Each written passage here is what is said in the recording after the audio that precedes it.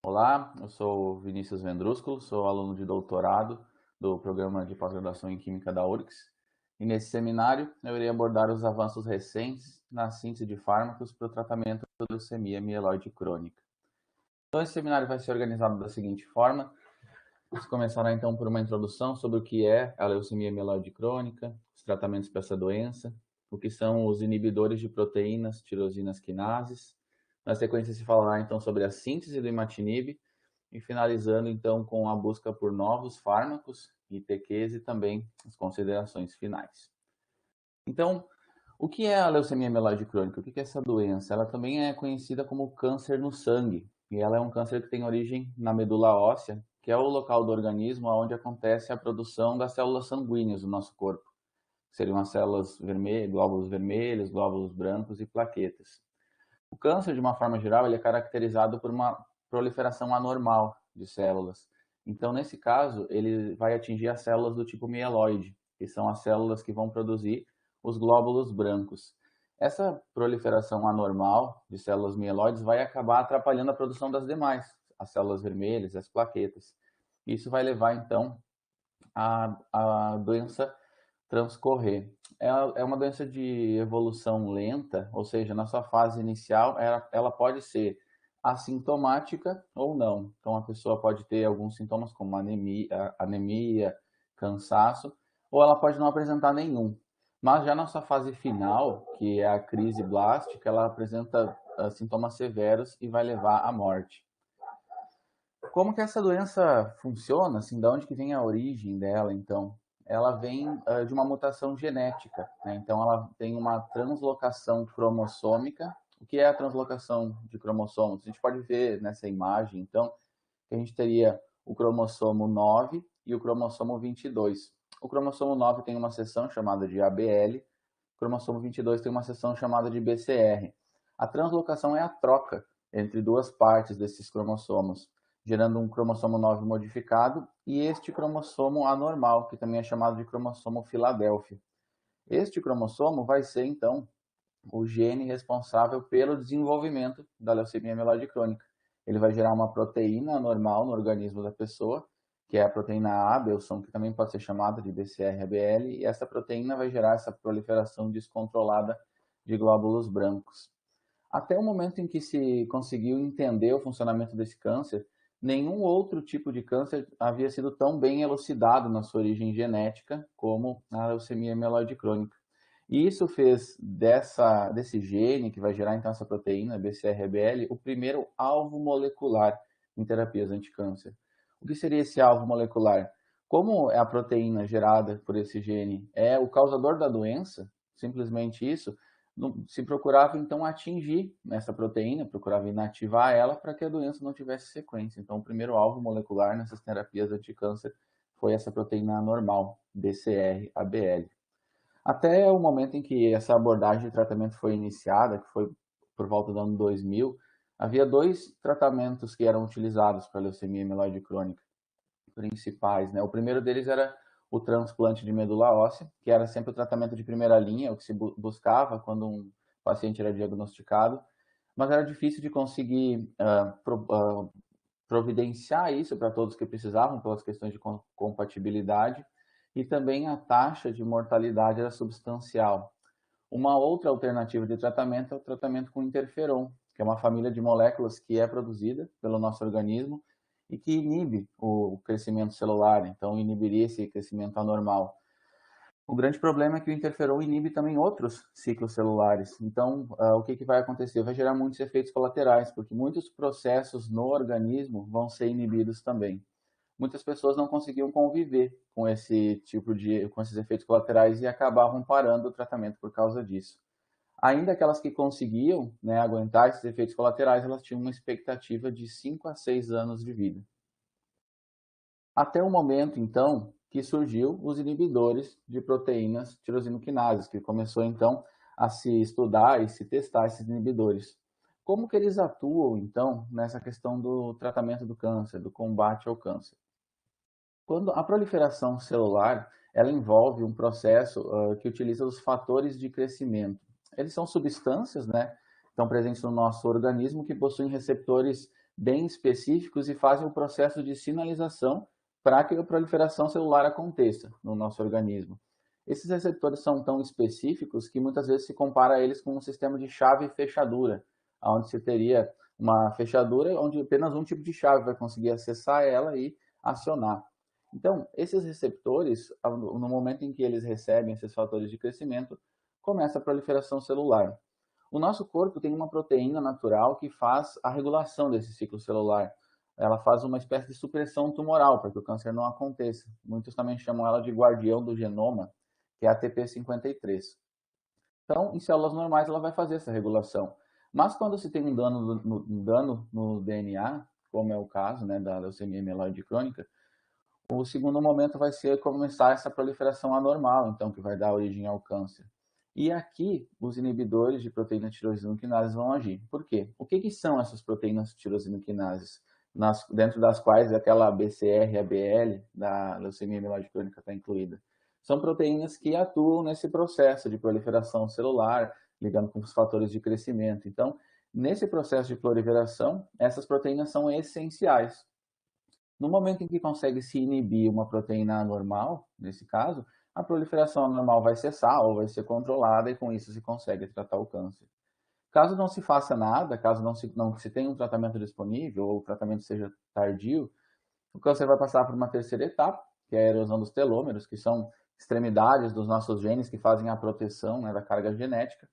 Num quarto momento, então, a angiogênese, que é o crescimento do tumor, em caso de tumores sólidos, passando por uma quinta etapa, que é a metástase, popularmente se fala que o câncer se espalha, né, pelo corpo, e numa sexta etapa, então, a quimioresistência, ou seja, a partir daqui, o câncer não responde mais à quimioterapia.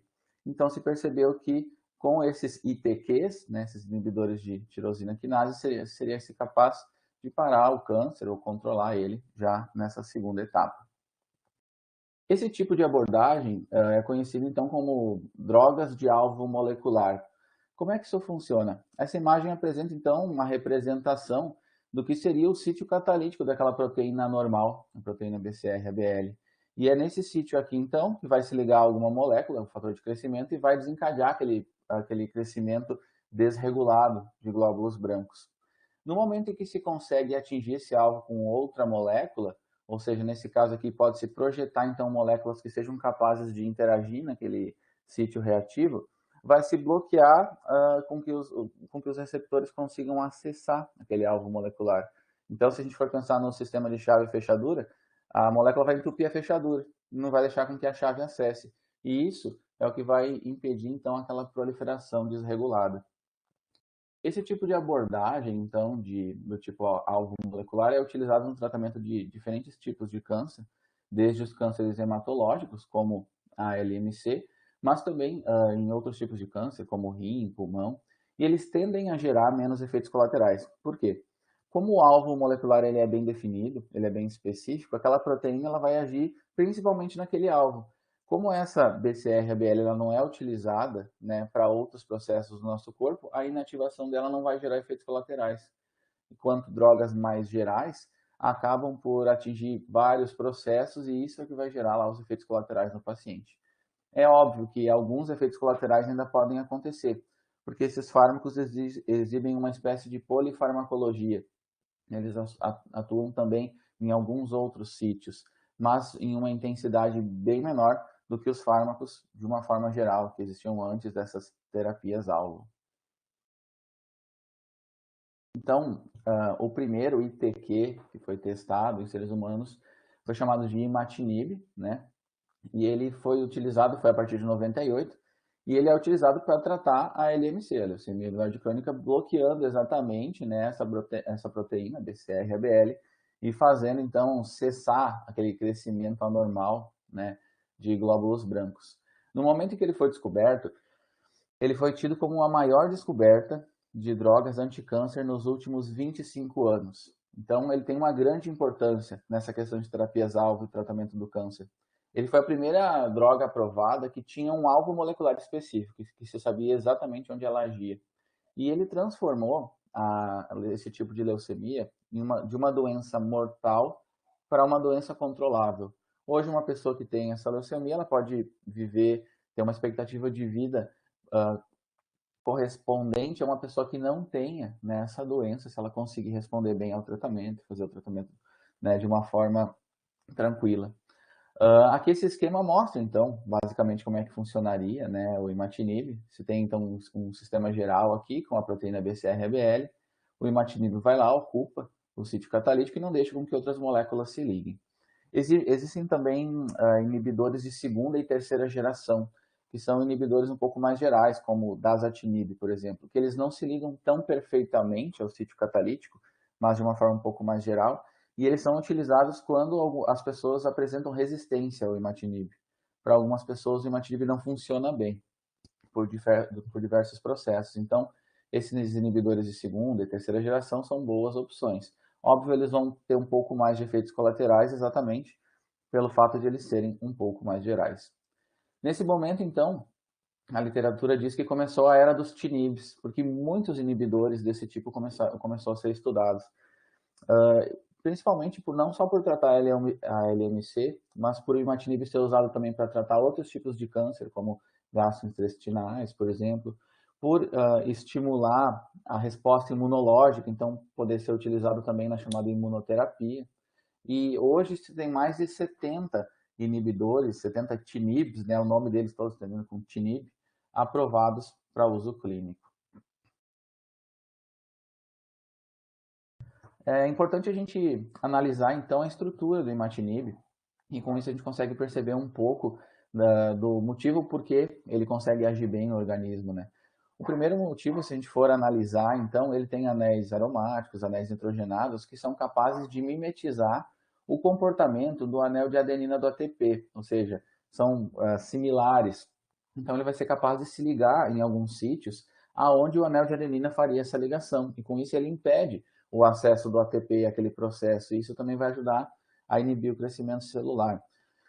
Uma outra questão, por ele ser similar a uma molécula que naturalmente ocorre no nosso organismo, o organismo tende a aceitar melhor esse fármaco. Então, por exemplo, neste caso aqui, ele vai ter melhores capacidades de absorção, distribuição, metabolismo e excreção, que são características essenciais para o desenvolvimento de novos fármacos, né? A sigla ADME representa isso, né? Então, uma similaridade faz com que tenha mais chance de o corpo não ver aquela molécula como um composto estranho. É importante dizer que o imatinib ele não foi uma molécula descoberta ao acaso, que foi sintetizada, testada e deu certo. Ele foi projetado. E essas etapas de projeção, assim, de se projetar esse fármaco foram muito interessantes. Num primeiro momento, foi feito um screening para tentar encontrar inibidores de proteína C. As proteínas C são uma classe de proteínas do nosso corpo que regulam diversos processos, entre eles o ciclo celular, mas também o processo de aprendizagem, de memorização. Então se encontrou esse composto A nesse screening inicial, que seria um bom inibidor de proteína C. Num segundo momento, então, se começou a tentar otimizar para que ele pudesse inibir a proteína BCR-ABL especificamente. E se encontrou, então, que ao adicionar essa amida aqui nessa posição do anel aromático, se tinha uma grande inibição sobre proteínas BCR-ABL. Mas o problema aqui é que esse fármaco, essa molécula, continuava inibindo a proteína C. E o que isso ia causar? A pessoa que tomasse esse medicamento ia ter problemas de memória, problemas de aprendizado. Então, uma terceira etapa de otimização inseriu um flag, um sinalizador aqui nessa posição 6, que foi o grupo metil. E esse grupo metil acabou com toda a inibição sobre a proteína C. Ou seja, agora você tinha um fármaco que não inibia aquela proteína C envolvida na memorização, no aprendizado, mas que conseguia inibir a proteína BCR-ABL, causadora lá da leucemia mieloide crônica. Porém, nessa molécula ainda tinha pouca viabilidade oral, pouca solubilidade. Então, foi adicionado um grupo um pouco mais polar ainda, ligado a ela, e com isso se conseguiu melhorar tanto a viabilidade oral, como questões de solubilidade, melhorar aquelas características de absorção, distribuição, metabolismo e excreção, e se chegou então à estrutura final do imatinib. Uma outra forma da gente perceber a importância desse fármaco é analisar a linha do tempo da descoberta e do desenvolvimento clínico dele. Em 1990, foi feito aquele screening encontrado o composto A, que era inibidor de proteína C. Em 92, a primeira batelada do imatinib foi sintetizada. Começou então testes in vitro, né, a otimização da síntese, até que em 96 começaram os testes em vivo e em 98 o primeiro paciente começou a ser tratado. Então esse processo de descoberta levou em torno de 8 anos. Se a gente for analisar nesse desenho aqui abaixo, então nessa figura, a gente vai perceber que é um tempo típico para a descoberta de uma nova droga, 8 anos aproximadamente. Mas o desenvolvimento clínico dele foi muito rápido. O primeiro paciente foi tratado em 98, e em 99 os testes já estavam na fase 2, com uma amostragem maior. Em 2000 iniciou então a fase 3, que é a comparação com fármacos atuais. E em 2001 ele já foi submetido à aprovação da FDA, que é a agência que regula os medicamentos nos Estados Unidos. E no mesmo ano ele foi aprovado. Então esse processo de desenvolvimento clínico levou em torno de 3 anos, enquanto o tempo típico é 7. Por que foi tão abreviado? Porque se percebeu o grande potencial que ele tinha no controle da leucemia mieloide crônica. Atualmente existem 5 tipos de inibidores que são utilizados para tratar a leucemia mieloide crônica. O primeiro deles é o imatinib, é o tratamento de primeira linha. Todo paciente que é diagnosticado inicia o tratamento com esse composto. Num segundo momento, caso ele não apresente uma boa resposta, ele tenha resistência, existem inibidores de segunda e terceira geração, como por exemplo o nilotinib e o dasatinib. Analisando as estruturas, pode-se perceber que eles têm similaridades, embora não sejam parecidas, mas existem similaridades. Anéis nitrogenados, anéis aromáticos, partes mais polares na cadeia.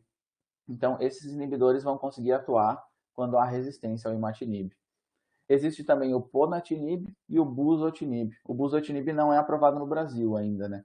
Então, todas essas são opções de tratamento para essa doença. Então, a pessoa vai desenvolvendo resistência e ela tem outras opções de fármaco.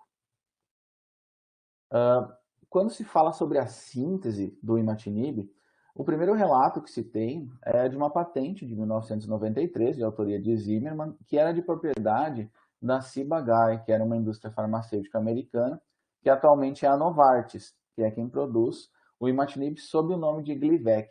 Então, a partir de 2001, começou essa comercialização. Como que foi realizada, então, essa síntese lá na patente que foi publicada? Os autores partiram, então, do composto 4, aqui, uma piridina, junto com um éster, uma reação utilizando metóxido de sódio numa primeira etapa, depois de metilamina, e obtinham essa enona número 6.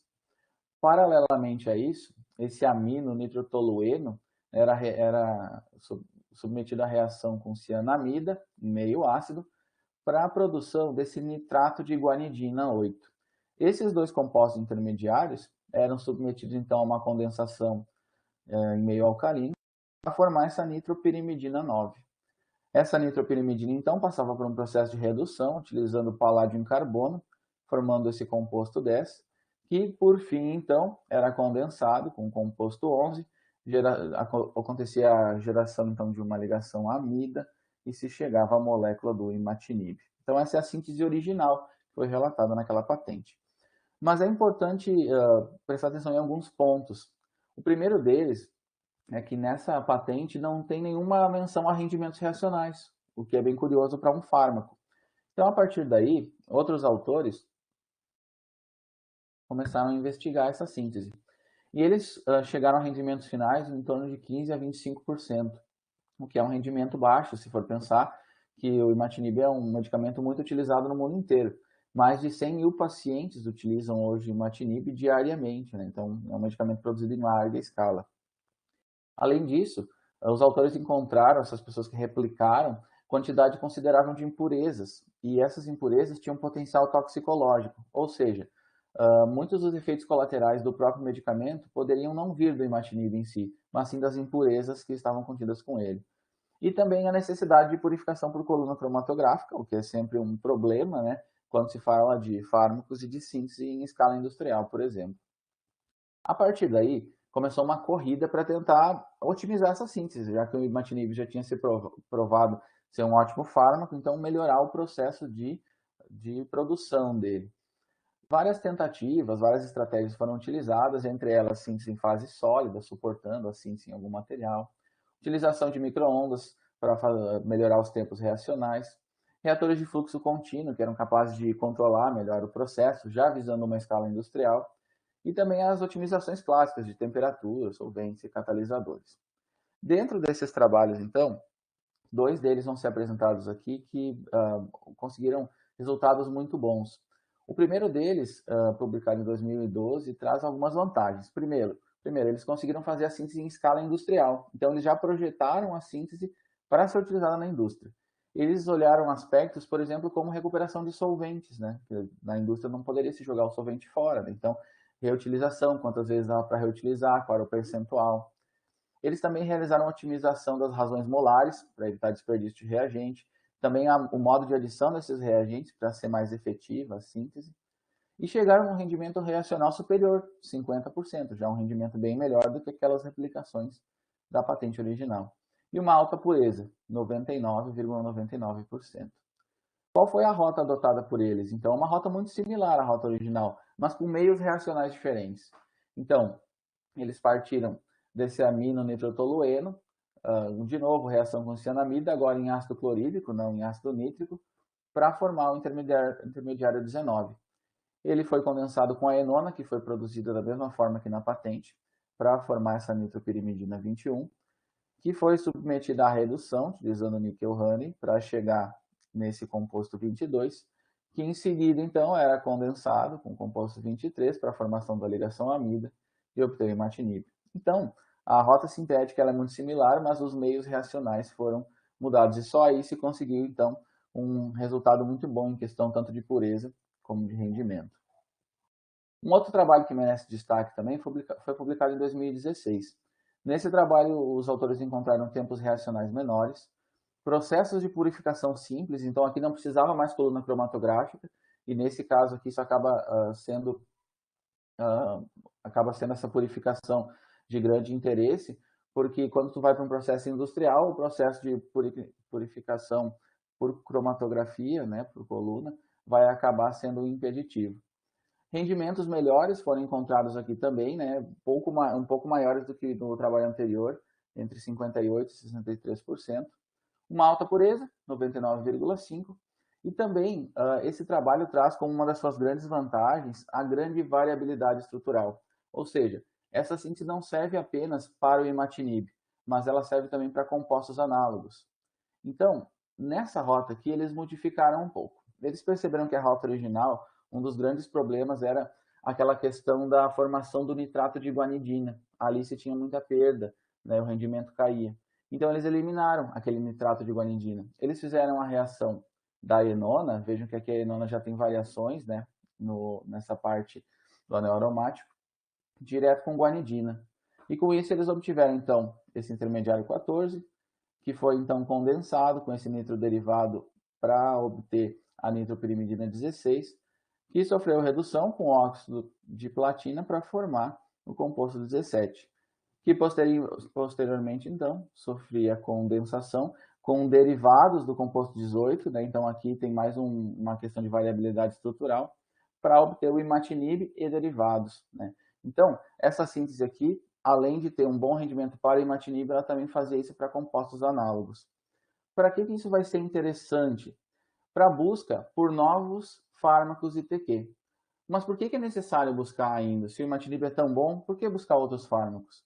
Entre esses motivos, a gente pode relatar, por exemplo, que muitas proteínas quinase ainda não foram exploradas como alvo molecular.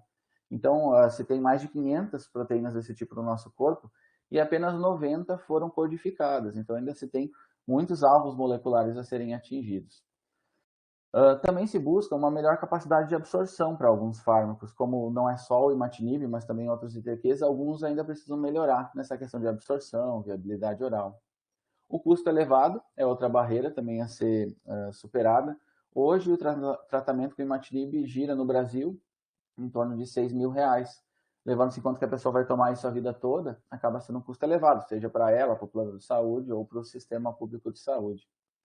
E também um outro desafio que reside aqui é a penetração no sistema nervoso central, por exemplo, para tratar pessoas que apresentam metástase no cérebro. Então, passar por essa barreira, BBB, que seria Blood-Brain Barrier, que seria a barreira entre o sangue e o cérebro, existem alguns caminhos para passar por essa barreira, desde processos de difusão, processos de transporte mediado ou transporte de íons. Então, encontrar novos ITQs que sejam capazes de se encaixar em alguns desses processos e conseguir passar por essa barreira também é um desafio que está sendo, né, encarado. Também para alguns fármacos se busca melhorar a seletividade da droga, porque alguns apresentam uma polifarmacologia ainda um pouco alta. E também se vencer diferentes mecanismos de resistência. Antes eu tinha comentado que algumas pessoas apresentam resistência ao imatinib. Isso pode acontecer por diversos motivos. Por exemplo, o alvo molecular pode mudar no transcorrer do tratamento. Então, pode acontecer uma pequena variação no alvo molecular e com isso a ligação do fármaco não vai mais ocorrer de forma eficiente. Então, pode acontecer esse tipo de mutação aqui, gerar resistência. Pode acontecer a criação de outros processos de sinalização que façam com que não necessite necessariamente daquele sítio da proteína BCR-ABL, e com isso se cria uma resistência também. Pode acontecer alteração nos genes que regulam o ciclo celular, e com isso o fármaco pode passar a não funcionar mais da forma correta, ou até mudanças no estado do câncer. Por exemplo, pode acontecer uma mudança de câncer de pulmão, que pode ser tratado com esses inibidores, né? Câncer de células pequenas para câncer de células escamosas, que é um câncer um pouco mais localizado. Então, todos esses são mecanismos de resistência que ainda se busca vencer com a busca por novos fármacos ITQ. Quais são as estratégias que a literatura propõe, então, né, para essa busca? Primeiro, a otimização dos processos sintéticos, principalmente por aquela questão, né, do custo de produção de outras moléculas. A síntese de moléculas análogas, então aí entra a importância daquele trabalho apresentado, né, sintetizar moléculas parecidas. A combinação de diferentes tipos de inibidores. Hoje em dia se usa, por exemplo, interferon junto com ITQs em cânceres mais avançados. Então, diferentes ITQs que possam atuar de forma sinérgica. Também o uso de estudos computacionais que sejam capazes de projetar moléculas que atinjam de uma forma mais eficiente os alvos moleculares. E também o uso de entidades mais complexas, não só moléculas pequenas, mas também, por exemplo, antígenos, que sejam capazes de sinalizar células de câncer como um inimigo no corpo e faça com que os próprios anticorpos da pessoa consigam combater, que é a estratégia utilizada na imunoterapia. Então, dentro de todos esses processos, novos ITQs podem auxiliar. Também se fala muito na literatura em busca por inibidores alostéricos, que são inibidores que não se ligam direto no sítio catalítico lá do processo de sinalização, mas que se ligam em outra posição da molécula, e ao se ligar em outro local da molécula, eles mudam o formato do sítio reacional, e com isso não vai mais acontecer aquela ligação química para sinalizar o crescimento celular. Então é uma outra área ainda que se tem de estudo. A utilização de inibidores covalentes também é trazida, que façam ligações covalentes no alvo molecular, mas aí se tem preocupação com relação aos efeitos colaterais, que podem ser mais severos, podem durar mais tempo, mas você precisa estudar. E também o uso de nanoencapsulamento, que se possa utilizar o fármaco mais localizado, ou seja, entregar ele naquele local que é necessário, não pelo corpo todo, então no caso de tumores sólidos. Então, é mais uma área aí que pode ser explorada nessa busca por novos fármacos. Indo para o final dessa apresentação, então, eu gostaria apenas de destacar um trabalho que foi produzido aqui na universidade, então, né, nossa ciência local, nessa área de busca por novos ITQs, aqui no Instituto de Química da URGS. Então, essa molécula aqui, que foi sintetizada e foi publicada em 2020, ela apresenta características bem interessantes. Primeiro, ela usa uma cetoamida, e as cetoamidas são relatadas na literatura como potenciais inibidores de proteínas tirosinoquinases. Através de uma reação multicomponente, foi sintetizado então esse composto, que ele tem certa similaridade e poderia mimetizar também o anel de adenina do ATP, e ele também se baseia na estrutura do monastrol, que é um fármaco já consagrado no tratamento do câncer. Esse composto apresentou boa atividade in vitro contra câncer de mama, de próstata, de colo. E ele tem essa porção aqui que vai gerar fluorescência. E por que isso é importante? Porque ele pode atuar como sonda molecular. Ao atuar como sonda molecular, se é capaz de mapear a forma que esse composto vai agir no ciclo celular para evitar o crescimento do câncer. E isso pode ajudar a melhorar, por exemplo, a projeção de novos fármacos que atinjam aquele alvo, ver como é que o ciclo funciona, onde seria o melhor momento para atuar. Então é aí mais uma molécula, mais um estudo que tem, que é muito promissor e que é produzido aqui pela nossa ciência local. Para finalizar, então, eu gostaria de destacar que o tratamento da LMC é um caso de sucesso na busca por novos alvos moleculares no tratamento do câncer. E os ITQs, eles representam um dos maiores avanços recentes, né, na descoberta de novas drogas, em especial no câncer. Estudos de síntese otimizadas e síntese de novos ITQs também tem sido uma área de grande interesse na química medicinal e que ainda são esperados avanços nesse campo, desde a otimização de estratégias até o surgimento de novas. Eu gostaria de agradecer, então, ao Programa de Pós-Graduação em Química pela oportunidade de apresentar esse seminário, ao Laboratório de Sínteses Orgânicas, do qual eu faço parte, e também ao Instituto Federal Sul-Rio Grandense, do qual eu sou docente e me permite, né, ter todas as condições para fazer o meu curso de doutorado. Deixo aqui o meu e-mail, caso alguém tenha alguma dúvida, queira entrar em contato, e agradeço pela atenção.